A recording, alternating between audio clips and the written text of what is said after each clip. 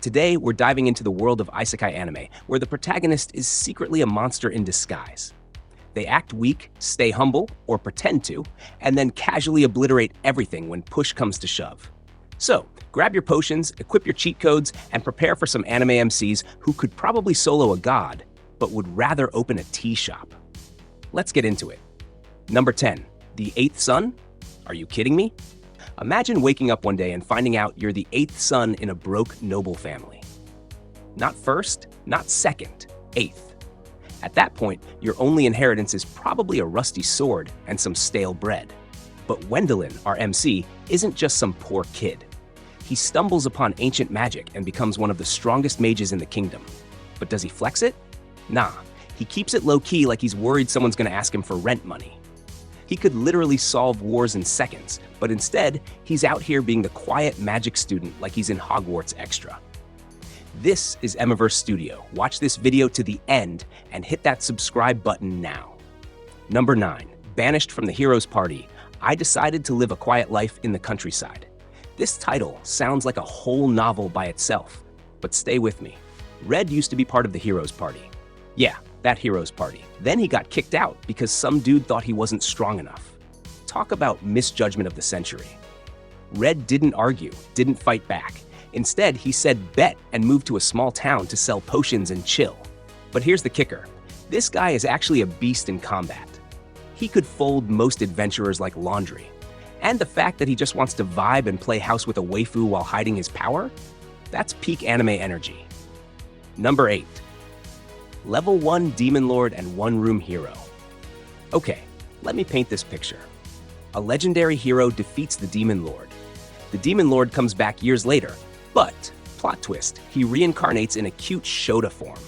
Meanwhile, the hero has gone full unemployed mode, living in a trashy apartment with instant noodles as his main food group.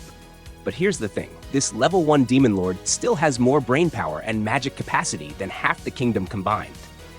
He may look like a middle schooler, but he's playing 4D chess while everyone else is out here eating paste. And the hero? Still strong, still sharp, when he feels like getting off the couch. These two are like a dysfunctional, overpowered couple who accidentally became roommates. Number 7. The Faraway Paladin. This show has the chillest OPMC in the most depressing setting. Will, the main character, is raised by a ghost, a mummy, and a skeleton. No, this isn't Halloween. It's his actual childhood. Despite the trauma buffet he goes through, Will ends up becoming a literal powerhouse of a paladin.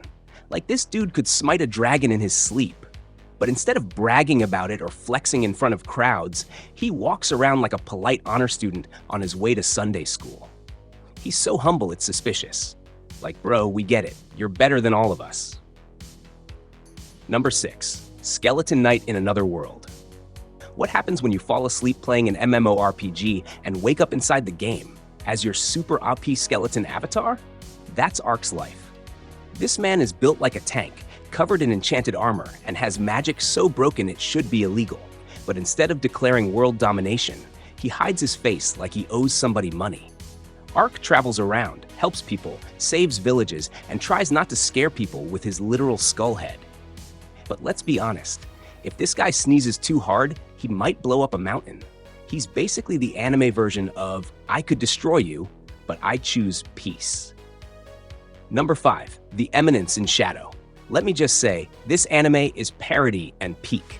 Sid, the main character, wants to be a background character. Like, that's his actual dream.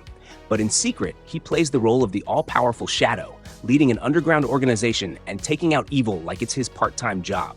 And the best part? He made up the entire plot about an evil cult. But it turns out the cult is real. So he's out here thinking he's LARPing, while accidentally being the real hero of the story. That's like making up a conspiracy theory and somehow uncovering the truth. Sid is roasting everyone with style, all while pretending he's just a normal guy. Genius. Number 4. Saikyo Onmyoji no Isekai Tenseiki, also known as the reincarnation of the strongest exorcist in another world. This dude, Seika, gets betrayed in his past life, so what does he do? Reincarnates and vows to live out relying on others. Classic anime revenge glow-up. And bro's magic? Different. He doesn't even use the magic system of the world he's reincarnated in. He's out here casually dropping ancient spells, summoning yokai, and embarrassing people who trained their whole life to be average. He literally aces every challenge while everyone else thinks he's just lucky. Nah, fam, that's not luck. That's raw skill with a side of reincarnated trauma. Number 3, failure. Frame. I became the strongest and annihilated everything with a single weakness. Okay, this one is criminally underrated. The main character, Momorituka, gets summoned to another world as part of a class full of heroes. But unlike his classmates, he gets labeled as weak and tossed into a dungeon to die. Harsh. Plot twist. His failure frame turns out to be broken AF. Like, he can insta-kill with crazy debuffs. He starts wiping out monsters and enemies while holding onto that sweet, sweet grudge like a badge of honor. And even though he's strong, he's still salty. Like, I will casually destroy you while giving you the silent treatment. Salty. Love that for him. Number 2.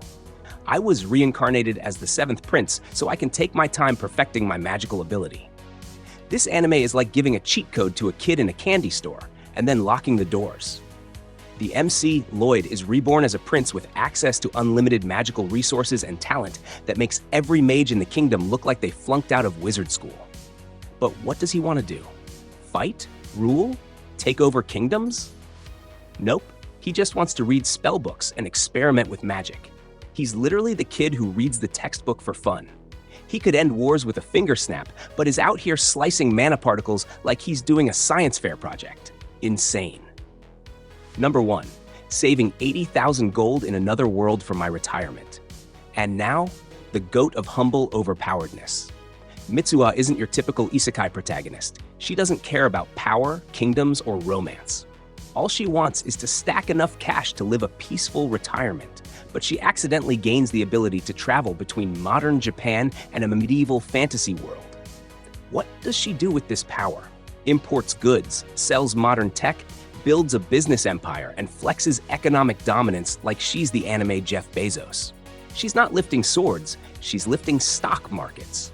And the fact that everyone in the fantasy world thinks she's some kind of divine being while she's just trying to avoid dying broke? Legendary. So there you have it.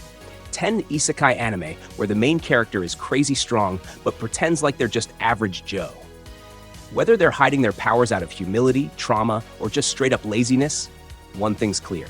These MCs could carry a whole show and an entire kingdom on their backs. Did your favorite sneaky powerhouse make the list? Let me know in the comments, and don't forget to like, subscribe, and hit that bell so you don't miss out on more anime madness. Until next time, stay OP, but act humble.